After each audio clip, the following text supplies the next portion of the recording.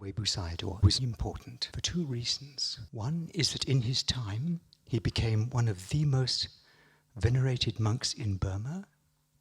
He was known as an arahant, a fully liberated person. And the second reason is that he was the person, the monk, who authorized Sayadaw U Ba Khin, Goenkaji's teacher, as a teacher. He gave Sayadaw that authorization.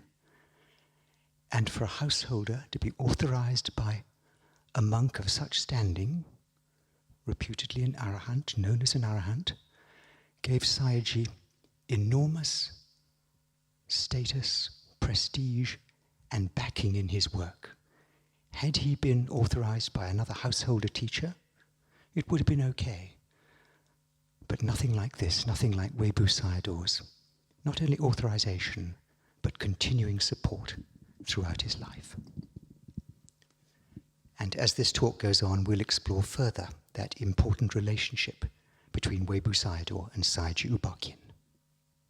Now, firstly, to orient you, this is a map of Upper Burma, the Mandalay area, and three important places in the life of Webu Sayadaw, which I'll point out to you. The first is Injin Bin, probably the most important place in his life. It's his own village of his birth. He was born there, he died there, his biggest monastery was there, and so many events in his life happened there. Really, it was his main center. The second place, nearby, is Webu, where he had another monastery. And the third place, very important for us in our tradition, is Chause. It's spelt Kyorkse, but pronounced Chause, and Chause is what I'll call it all the way through this talk. At the bottom of almost every slide, you'll see a quote. All these quotes are from Webu Sayadaw himself. They're taken from his discourses, and they're beautifully inspiring. He was born in 1896, so he's relatively modern, the son of quite a poor farmer, one of 4 children. And Injin Bin is just a very little village, quite remote. We'll hear more about Injin Bin later. An early example of his compassion, at the age of 7, he was sent by his father out into the fields to scare away the sparrows who were eating all his father's grain. And he refused. He said, no, they're hungry, that's why they're there, I'm not going to drive them away. So here's the son disobeying the father at the age of 7 out of compassion for sparrows. He takes his robes as a samanera at the age of 9, that's a novice, goes to the local monastery and gets his education, as was very traditional in those days in Burma, was taught to read, write, and so forth. At the age of 20, he ordains as a full monk, and then he goes off to Mandalay, to the capital, the old royal capital, and he went to Masumain University, a monastic university, to study Pariyatti. So he had a good education. Masumain was reputed to be probably the best monastery for the study of Pariyatti at that time. And he spent all of 2 years there. And then he got fed up with it. He wasn't interested in Pariyatti. He wanted to go out and practice what he'd been taught. So then, he more or less disappears from view for some years. He was in caves, he was in forests, meditating on his own. We really don't know where he was. One early little story, very early in this period, he had a lot of trouble with his stomach, with dysentery. And this was afflicting him, interrupting his meditation. He was traveling on a train one day, and someone heard about this and said, oh, you should go to Chause, this place on the map. There's a well there with water with medicinal properties. You should try that. And at the same time, he had a dream that someone was directing him there. So he went to Chause, found the well, which is near the hills called the Webula Hills, and as he approached, a being came up to him, offered him the water. It's a bluish water. This well is unusual. Sometimes the water is blue, sometimes white. He took the offering, and it is said that he never again got sick and never again lay down. As I said, he was known as an arahant, and known for his unflagging diligence in his practice. He took the dhutanga, the practice of meditating in only 3 postures: walking, sitting or standing, but never lying down. And it was said that he never slept. So after about 4 years, where no one knew where he was, he re-emerges again in Chelsea. And a lay follower there, really impressed with this monk, with his noble bearing, said, "Oh, I want to build you a monastery." And Webu Sayadaw refused. He said, "No thanks, I'd rather live in my cave." And then he relented. Out of compassion, he said, "All right, you can build me a monastery, but it has to be built in 1 day." So the householder said, "All right," got all his labourers there, would have been there very early in the morning, I suspect, all the materials. And that's it. That dark building, not the first one, which is the hut, but the dark building with the tin shed, that was Webu Sayadaw's 1-day monastery in Chelsea. Another story from Chelsea, he was going on his alms rounds one day, and accidentally he put his foot in an animal trap. It closed on him. You can imagine the agony. He didn't want to break the trap, because that would be breaking someone else's possession against his vinaya. So he just stood there, with his foot in the trap, bleeding, until about midday when the hunter came along. The hunter saw this and was so shocked that he swore never to hunt again. Now, as you know, he was born in Injinbin, that's where his family came from. While he'd been away in the forest, his mother had passed away, she died. But his father discovered he was in Chelsea, came down and begged him to return to Injinbin, to his family home. And Webu Sayadaw refused. He said, "No thanks, I'm here, I'm happy." So the father had to go all the way back to Injinbin, helpless. And when he came back, the father discovered that his own sister, that's Webu Sayadaw's aunt, was now also deathly ill and asking to see Webu Sayadaw. So the father goes back all the way back to Webu Sayadaw and says, "Look, now your aunt is really ill, she's wanting to see you." He's imploring him, "Please come back." And Webu Sayadaw says, "All right, but on one condition. And the condition is that you, my father, ordain as a monk." And that's what happened. And I love this photo. There's Webu Sayadaw on the left, there's his father on the right, both meditating together, no doubt observing their breath.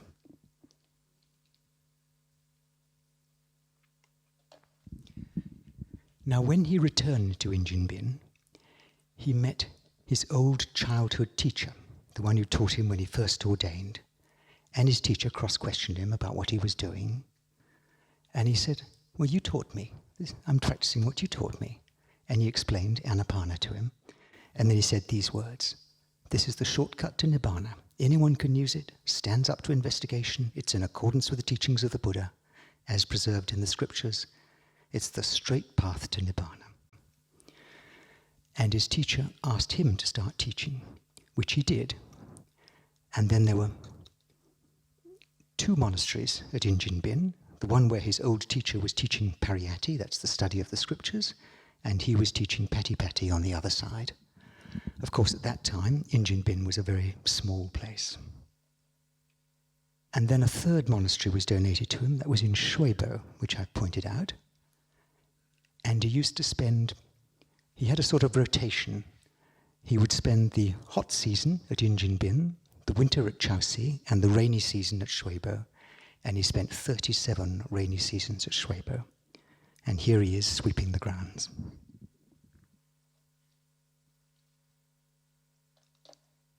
Now, I've mentioned that he was an arahant, and of course we have Goenkaji's advice that Anapana is not sufficient to take out your impurities. So a lot of questions come, how come? How could he become an arahant just doing Anapana? And this is the answer, and this is a quote from one of his own writings or discourses. And you'll see how, although he starts with Anapana and emphasizes it, the whole progress of the technique is actually in this. You start with the breath, but then you notice sensation in this area, just as Goenkaji teaches on day 3 of a course. And you notice the changing process, appearance and disappearance, so anicca is in there already, and with concentrated insight, that develops.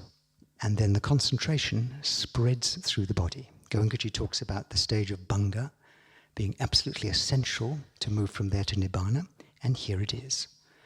The meditator becomes aware of swiftly sweeping changes, there's our sweeping, all over the body. And then you get the continuity, the mindfulness develops day by day, penetrating insight happens, and then of course the dip, the Nibbanic dip. So there it all is in a nutshell. And the only difference really is the starting point and the emphasis that Webu Sayadaw personally and particularly gave on Anapana all the way through, which is a perfectly acceptable way of working, described in the Satipatthana Sutta. Something Webu Sayadaw was also known for was his humility, his sense of humor, and his kindness. He was his discourses are very, very simple. They use homely examples, perfect for the audience he had at that time, which were poor, rural, uneducated people mostly. And here you see him in the first monastery at Injinbin, and here he is using a very homely example. He's sitting under a roof and he's saying, well, if your practice is perfect, your roof won't leak. Now, there are many lovely interactions between him and his audience. Just one I'll quote you. He's talking to a fellow and he says, oh, do you practice the Upasat days? You know what the Upasat days are? Every month you go out, you go to a quiet place, you practice. Oh, yes, sir, we do the Upasat day. Oh, yes, and what do you do? Oh, well, my wife comes with me, sir, and we take a picnic. Oh, and then what do you do? Well, we eat the picnic, sir, and it's a big meal. And sometimes we go beyond midday, but we're told that's permitted. Oh, yes. And then what do you do? Oh, well, after the picnic, sir, I usually feel very sleepy, so I lie down and I have a sleep. Oh, and then what do you do?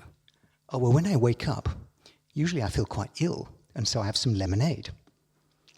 And do you share this lemonade with others? Oh, no, sir, I drink it all myself. And is there a lot of it? Yes, there's a lot of it, and after that I often feel even more ill. And then he says, and then what do you do? We go home. And then he says, well, do you think that your lack of progress is because the Buddha wasn't really enlightened or taught wrongly, or do you think there's something wrong in your practice? And there are many, many lovely stories like that. Here's another beautiful homely example. He's talking about continuity here. And of course, by that time, the British were in control of Burma. They'd put in a railway system. And he's giving the example of a train. And this is the continuity. If you're fed up and bored, don't leave. If you're enjoying yourself, don't leave. If you're ill, stay there. If you're strong and healthy, stay there. If you have plenty of company, stay there. If you're all on your own, don't leave. If people say unpleasant things, don't leave. If they speak to you respectfully, don't get off your train. In other words, keep the continuity all the way through.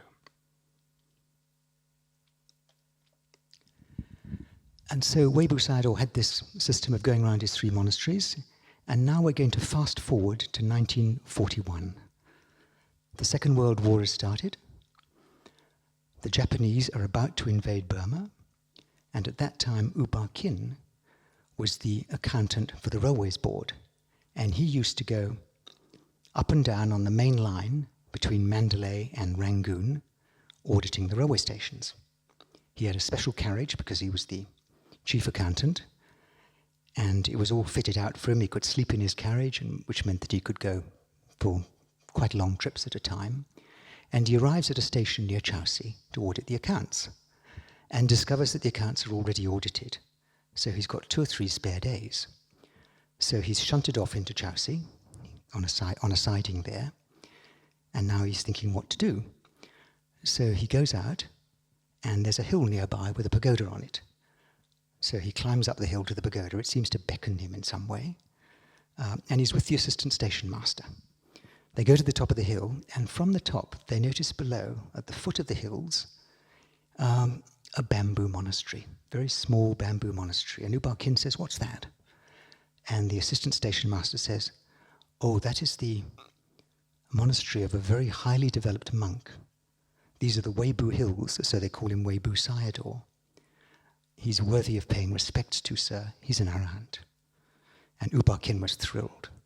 And he wanted to go straight away, so he starts off down the hill, and the station master says, no. He doesn't take people now. He doesn't receive people in the morning.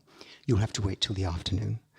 So U Ba Khin goes back, has his lunch, goes to his carriage, meditates, and sends a metta to this monk, and mentally requests him to be able to come and pay respects. And then he sets off with the assistant station master. They arrive about 3 p.m. There's no one there. Just an old lady, an old nun, pounding chilies. And U Ba Khin says, well, we would like to come and pay respects to Webu Sayadaw. And she says, oh, he won't see you now. He won't come out till 6 p.m. He's meditating.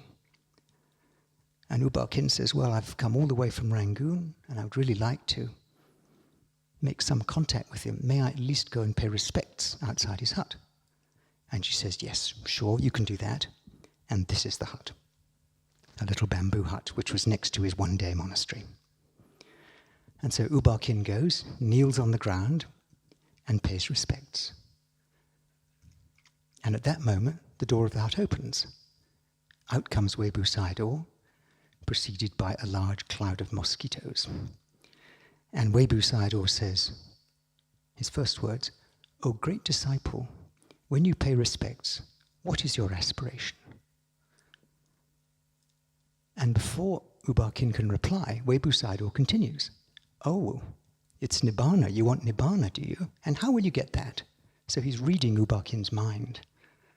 And U Ba Khin says, "Sir, the way to Nibbana is with the knowledge gained by Vipassana, by Panya. And even now, I'm directing my attention to my body with the understanding of anicca." And Webu Sayadaw says, "Sadhu, sadhu, sadhu. And where did you learn this technique?"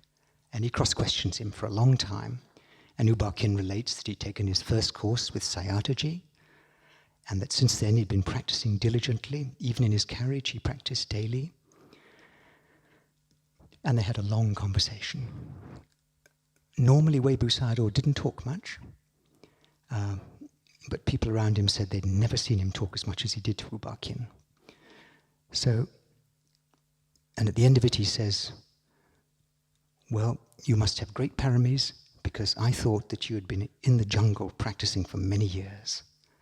U Ba Khin says, "Well, may I bring you your breakfast tomorrow?" So that was arranged. Again, breakfast the next day, long talks again. And at the end of it, Webu Sayadaw says these words which are quoted here. He authorizes him as a teacher. "Great disciple, you have to give the Dhamma, share the Dhamma with everyone. You cannot be sure that you will again meet the disciples that are with you now. Now you've met them, give them Dhamma, show them Dhamma to some small extent. Give them Dhamma, don't wait." And he didn't. When U Ba Khin got back to his train, his first pupil was the assistant station master, right there in his carriage.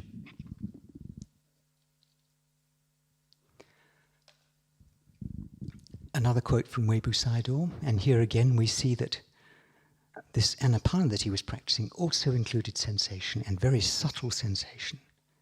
In a split second, matter arises and dissolves billions and billions of times. Don't go around asking others. Just keep your attention there and you'll find out for yourself. And so for the next few years, he's doing his round. The Japanese invade, doesn't really affect him very much. And then the British bomb Burma heavily. They return, doesn't affect him very much. He just continues. And then there's Burmese independence. And now we fast forward to 1953. Burma's independent at this stage, and a lot of trouble in Burma. Civil commotions, uprising, riots, everything seems to be going wrong. And the people of that time, the high politicians and so forth, had this belief, which is a common belief in Asian countries, that when you've got these kinds of troubles, if you invite a saintly person or some saintly people to the capital and ask them to give metta, to give discourses, the troubles will die down, they'll cease. And U Ba Khin felt very strongly that this person, Webu Sayadaw, should be invited. And so he invites him.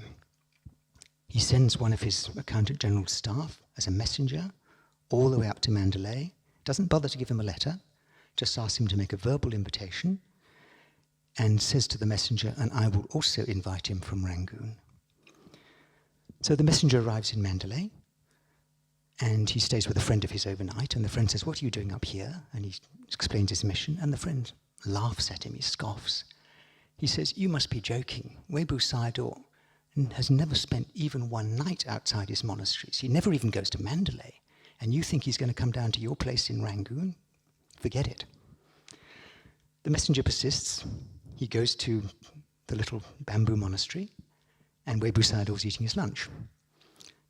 And he says, sir, I've been sent by U Ba Khin, your former student from down in Rangoon. And Webu Sayadaw says, yes, yes, as if he knew. And lunch was taken. And then the messenger delivers his message. He explains how U Ba Khin, following Webu Sayadaw's authorization, had founded a center, International Meditation Center in Rangoon, IMC. And he was teaching both Burmese and foreigners. He was teaching them Vipassana. All this time, Webu Sayadaw just listens quietly and smiles. And then the messenger delivers his message. And he says, sir, your paramis are so great, and the people in this northern part of Burma are so few. Please come down. The people of the southern Burma need you. The people in Rangoon need you.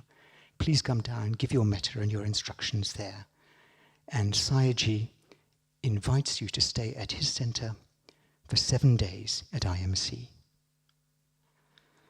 And all the people around look shocked. There's a silence. Because not only has Webu Sayadaw never accepted any invitation like that before, but it's also very unusual at that time for a monk to spend any time at the center of a householder. That was almost shocking in itself. And so there's this great silence. The messenger wipes his brow and waits. And then Webu Sayadaw calmly says, well, I think tomorrow would be too soon. If we come the day after tomorrow, would that be all right? Would that suit you? You can imagine the messenger's shock, and everybody was just astonished. The messenger rushes off, phones U Ba Khin, who buys the plane tickets. Webu Sayadaw comes down with 6 monks and 2 assistants. U Ba Khin pays all the tickets down. And then later it transpired that U Ba Khin had already mentally invited Webu Sayadaw, even before the messenger reached there. And Webu Sayadaw had already mentally accepted. And someone later on discovered this and said to Webu Sayadaw, is this possible? And he said, yes, when the minds are pure enough, that is possible. And we'll come across this person in a minute again. So he arrives at Yangon airport. U Ba Khin meets him with a car, drives him to IMC. As one commentator put it, he hopped out of the car, looks up at the T, which is the umbrella, the crown of the pagoda, which was all gleaming gold and new, pays respects, walks up the stairs, and circumambulates with U Ba Khin 3 times around the pagoda. And here he is doing it. U Ba Khin in front, Webu Sayadaw behind. You might also notice the small man on Webu Sayadaw's left. We'll come across him later too. U Ba Khin then invites him into the central cell to sit down and gives a little talk about what he's been doing at IMC, how he's been teaching foreigners, how he's been teaching Vipassana and the Burmese. And Webu Sayadaw smiles, looks very pleased. U Ba Khin then invites him to give Dhamma. He gives the precepts to meditators who are seated all around in the cells, all around that central cell, and he gives a discourse. And then after that, all the leading lights of Burmese society start coming in big numbers over those next 7 days. And he's busy every day with big crowds coming to meet him, to take Dhamma from him, and sometimes just even to see him, because by now he's becoming famous. Now, one person who was particularly impressed was this man, So Shwetaik. Now, this man was the person who asked Webu Sayadaw if the invitation could be mental. Now, he was the first president of Burma. He was the one going, which he talks about in his Day 6 discourse, the one who ruined his own feast, the alcoholic. He's now no longer president of Burma. He's an ex-president now, but still in Rangoon, and he was actually one of the chief princes of the Shan states up north in Burma. And he's very impressed with Webu Sayadaw, and he's off to, guess what, a party. He's off to a diplomatic party that night, but he thinks he'll drop in on IMC on the way and listen to a discourse. So he and his wife rock up at IMC, they listen to the discourse, he's very impressed, and then he says to Webu Sayadaw, "Does U Ba Khin teach the same as you?" And Webu Sayadaw says, "Oh yes, he teaches the same as me, you should study under him." And So Shwe Taik turns round to U Ba Khin and says, "Oh, well, you must teach me sometime." And U Ba Khin says, "Why wait? I'll take you to a cell right now." Now, So Shwe Taik was very worried about being late for his diplomatic party, but he was caught. He couldn't refuse in front of Webu Sayadaw, so he was led off to a cell by U Ba Khin, protesting all the way and muttering about how he was going to be late for his party. So he's given Anapana, and he goes into such a peaceful state, he doesn't open his eyes for 2 hours. Finally, U Ba Khin knocks on the door and says, "It's 9 p.m., you're late for your party." And he decides to skip the party. Later, as we know, he took a course, and we know all about that course from Goenkaji's description, and he became a very devoted student, and one of probably the chief organizer of Webu Sayadaw's tours down south. Because after this initial visit, Webu Sayadaw pretty much every year came down south to Rangoon and touring around. And here's one photograph from that time. You can just see the size of the crowds. This is just going from one Burmese village to another on his arms round. And in front of him, you'll see a figure in white carrying his bowl. That is So Shwe Taik. And so he was the chief organizer for many, many years. Now, previously, I mentioned, or you to note, a person walking on Webu Sayadaw's left when he first came to IMC. His name was U Tain Nyunt, and here he is walking behind Webu Sayadaw here. He was also enormously impressed when Webu Sayadaw came down, and he was another accountant in the railway department, so he knew U Ba Khin. And he decided that he would become Webu Sayadaw's kapia, that's his personal assistant. Every time Webu Sayadaw came south, U Tain Nyunt would be there, would be looking after him. And there are many, many photos, videos of Webu Sayadaw, and in so many of them, you'll see this man, U Tain Nyunt.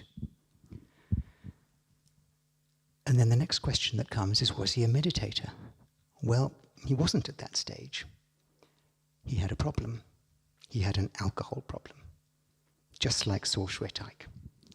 And he didn't want to give up his alcohol, and therefore he resisted doing a course, and Sayagyi talked to him so many times. U Tain Nyunt's sister lived next door to Sayagyi, so he knew him well, and Sayagyi would often say, "Oh, you must do a course, you must do a course." And he resisted and resisted and resisted. But finally we know he did, because there's a photograph of a group of students at IMC after a course, and he's among them. So he got his Dhamma in the end, but in the meantime he was extraordinarily devoted to Webu Sayadaw. Almost everywhere Webu Sayadaw goes in the south, you'll see this man U Tain Nyunt with him. Now here he is here, and these alms rounds were quite a performance. Everybody wanted to get the merit of giving dana, of giving food to an arahant. And quite often at his meals, there'd be 200 dishes. Now, how do you deal with that? And it would take a long time, because he would take a tiny spoon, or just a little on your thumbnail from each dish, just so that everyone could have the merit. And it took such a long time that people would they looked for some solution, and in the end what they did was they took all the dishes which were similar, mixed them all up, and got down to a few dishes, and then you take a spoonful or so from each dish. So that's how they managed. But you can see here, here is U Tain Nyunt with a great big basket, and people are putting things into Webu Sayadaw's bowl, and then U Teng would take them out of the bowl, put them into his basket so that there was room in the bowl for the next person. And this would go on sometimes for hours. And there'd be not only food, but other kinds of gifts as well. Robes, all the requisites of a monk, and the moment he had them, he would usually allocate them to some other monastery, to some other group of monks. So this was a regular thing. Here's a photo I love. It's Webu Sayadaw relaxing over a cup of tea, and U Teng is pouring his tea.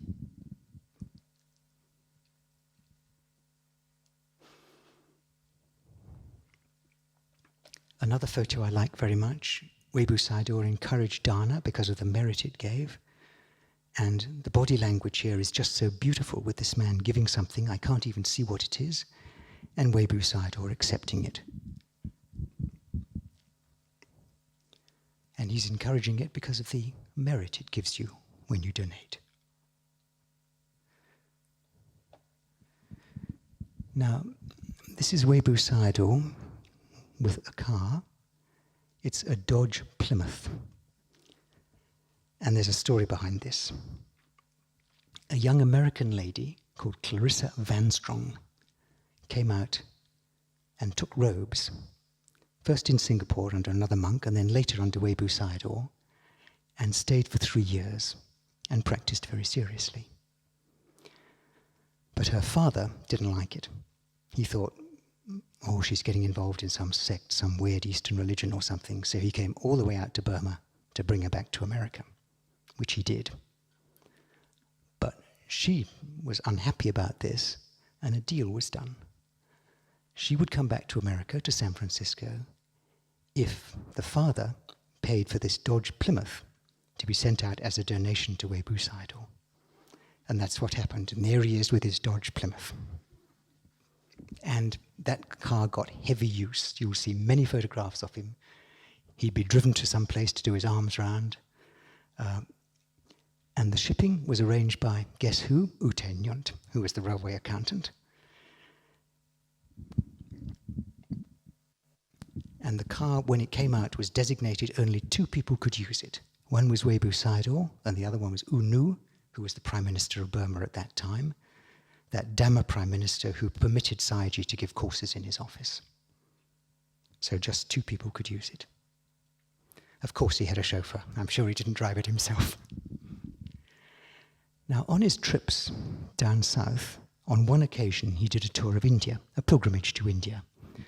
So here we are at Bodh Gaya. And here he is. Can anybody tell me where he is?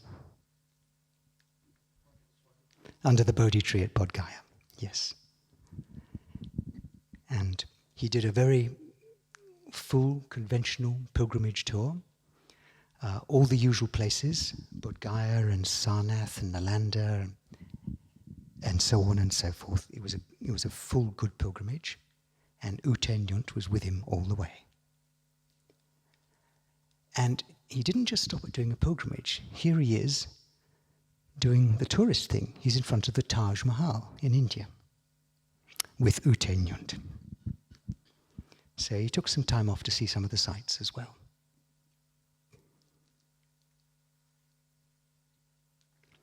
Here he is at Kushinagar, where the Buddha died, paying respects to the place where the Buddha died. Again, I think that's a beautiful photo.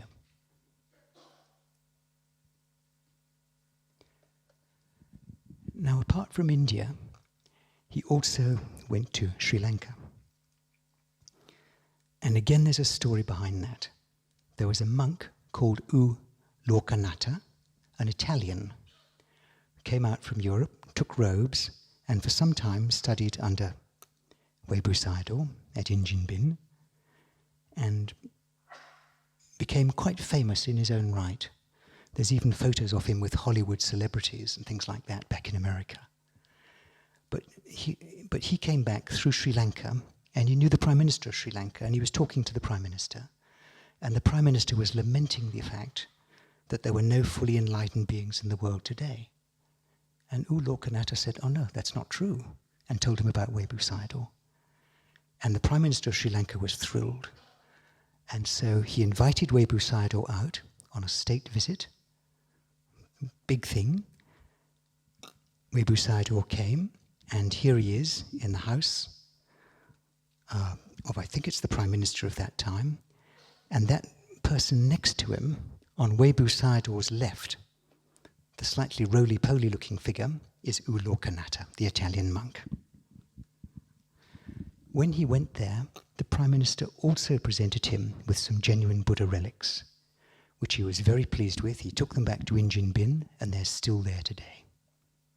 So if you ever take a pilgrimage to Injin Bin, be sure to try to meditate with the Buddha relics.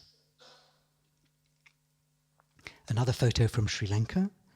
Here is a lady offering him something, probably robes, and U Thep Nyunt in the background, looking quite seraphic. And here he is talking about sensation.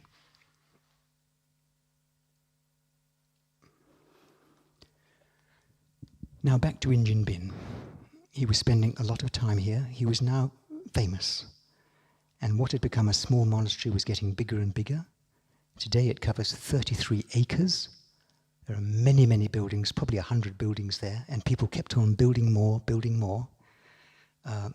Monasteries, Dhamma, accommodation, Dhamma halls, all kinds of things. And he'd give a discourse almost every night, and there'd be something like 300 people at this discourse quite often. And they would be Asian heads of state, leaders of Burmese society, all kinds of people. He was now very, very popular. He'd get up in his typical days, he'd get up in the morning quite early, go round the compound, giving instructions to the meditators. He'd then start on his alms round about 8 or 7 o'clock in the morning to avoid the heat of the day. And that would sometimes take 3 or 4 hours because everybody wanted to donate to feed him. Come back, have his lunch, give a discourse, sweep the compound and rest in the afternoon, another discourse in the evening, again with many, many people, and then he'd retire for the night. And that was daily routine. Now one day, a young man came to him and said, "Sir, how did you get enlightened, and where did you get enlightened?" And there was no answer. The young man went away. And later, Webu Sayadaw called the young man's father and said, "I want you to build a lake, a pond, in this particular place," and he noted the place, "and you can call it the Lake of Victory." And so this was built, and then Webu Sayadaw said, "That is the answer to your son's question." And that lake is opposite his meditation hut.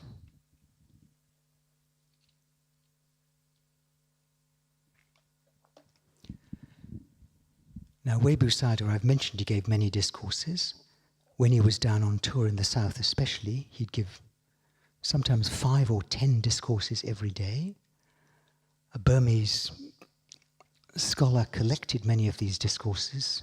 Quite a few have been translated, you can get them, and said that Webu Sayadaw, in all his discourses, they were very simple discourses, homely discourses, but he always made 7 points, these same 7 points. And if he gave 10,000 discourses in his life, he would have made those same 7 points 10,000 times. And here they are. Firstly, a huge emphasis on Shila. If you want to be perfect, if you want to fulfill their aspirations, you have to be perfect in Shila. And secondly, when practicing dana, when you're giving, what's most important is your volition, not how much you give. And thirdly, always act with an upright mind because of the law of karma. If you don't act with an upright mind, your karma will come back and bite you. Not his words. And then he said, aspire only to Nibbana. Don't aspire to any happiness, human or celestial. Only go for Nibbana, because anything else is impermanent. And he points out that we're now in a Buddha sasana, and now we can practice wisdom, proper panya, which is only possible in a Buddha sasana, and so we can benefit so very much.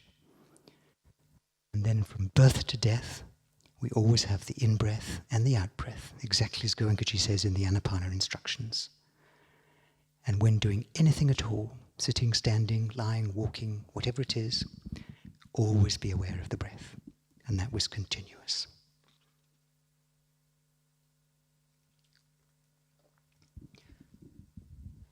As I've said, Injinbin became quite a place where many people went.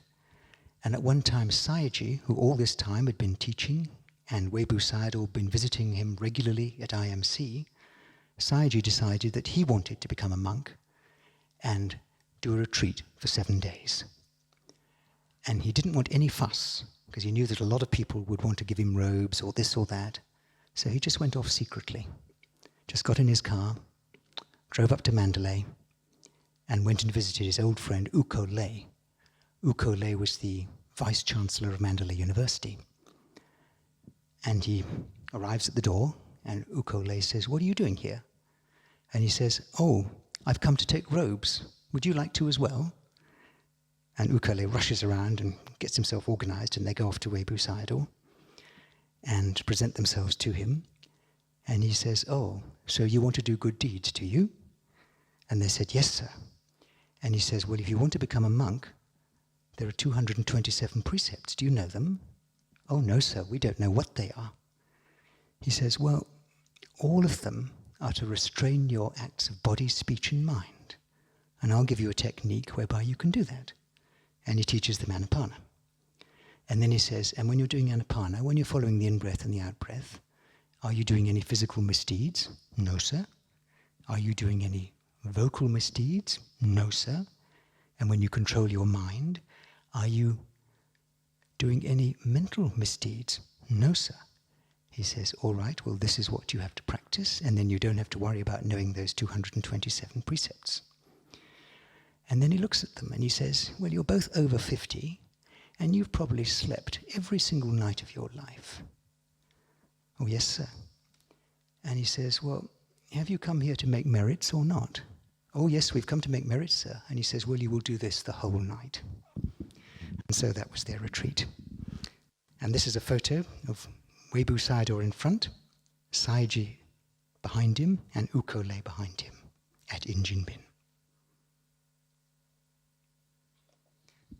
As I said, Webu Sayadaw used to visit Sayadaw's center, IMC, every time he came down to Rangoon, and he'd often stay there for a few days. He'd meditate with the students, give discourses. This is a very famous photograph taken by a Western meditator of Sayadaw paying respects to Webu Sayadaw. And just have a look at this quote, which was given at IMC. "This is the perfect place. This is a nucleus." Originally, he said it was like a jungle, but now this is the perfect place, and it's the first center of many. So there's a prediction, and of course today we have over 150 centers.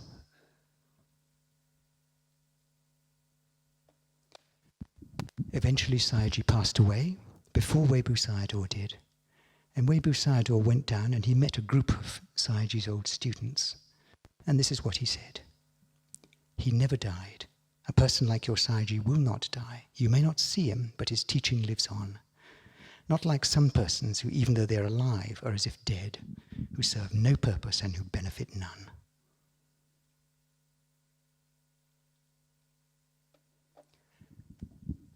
Now by this time, we're now in, quite late on, we're now about 1970 or so, later than that, 1976.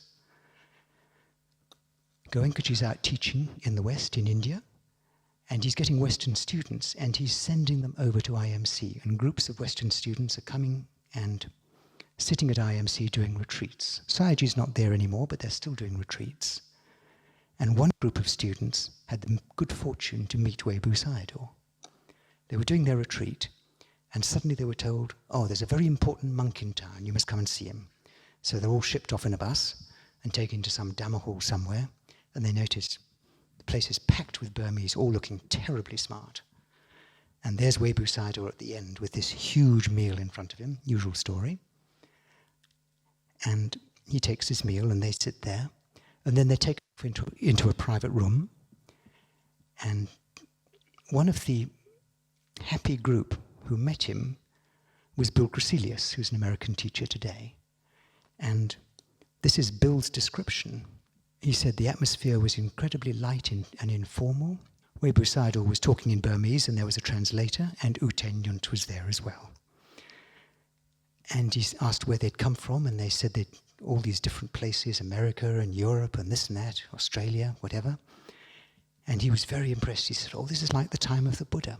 You know, people come from such long distances just to practice, just to get the Dhamma. And there might be another person who lives across the street from a center and never practices. Obviously, you've got good paramis, very strong paramis. And he was very impressed. Bill's memory of it was this stillness in him. His hands never moved. There was no trace of any agitation whatsoever. And he talked about nothing but Dhamma. The whole group came away extraordinarily impressed. Now, part of the conversation was this. Webu Sayadaw said, and how is your sati? How is your awareness? And the student said, oh, it's like a candle, a flame in a windy room. It's restless all the time. It never shifts. And so he says, if you stay in an enclosed place where the breeze can't get in, will the flame flicker? You must stay in a place where that's not possible. And where can we find such a place? Virya, effort. That's all he said.